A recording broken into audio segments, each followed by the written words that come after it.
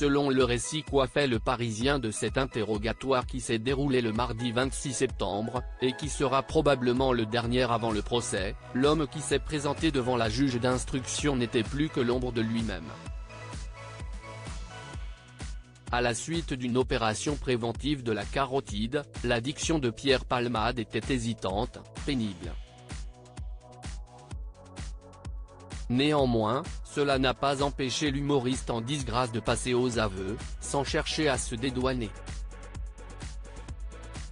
Il le sait, il l'admet, il est le seul fautif du terrible accident qui a bouleversé à jamais la vie de ses victimes. S'il a évoqué une amnésie totale et un possible épuisement, il admet sans phare les excès ayant mené au drame et sa totale responsabilité: « J'ai bousillé la vie d'une famille ».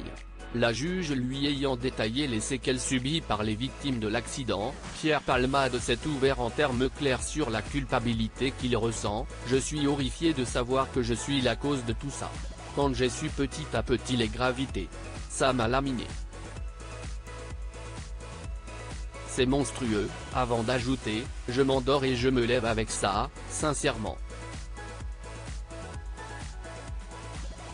Et il faut dire que les conséquences de son épuisement total, lui qui suppose être tombé de fatigue après 3 jours de consommation de drogue sans dormir, sont terribles. Le conducteur du véhicule souffre d'une infirmité permanente de la main gauche, et doit encore subir d'autres opérations.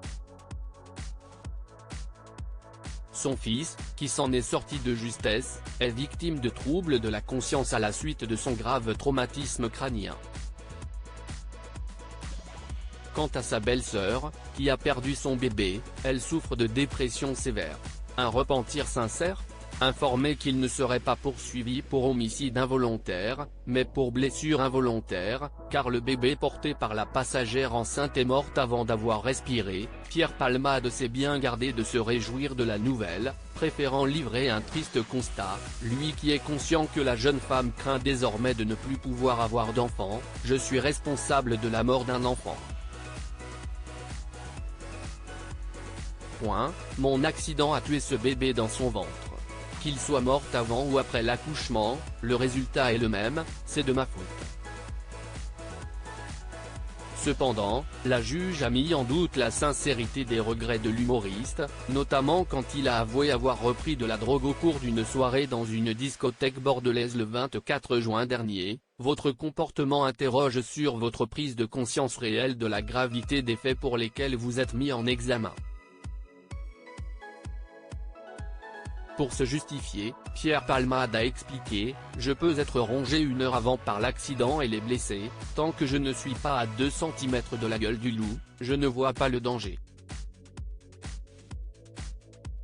Il n'est effectivement pas certain que de telles déclarations plaident en sa faveur.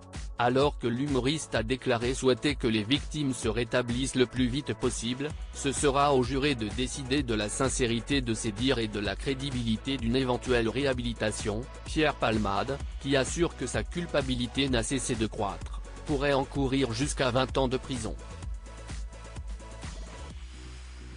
Le procès pourrait se tenir au printemps 2024. Article écrit avec la collaboration de 6 médias Crédit Photo, agence.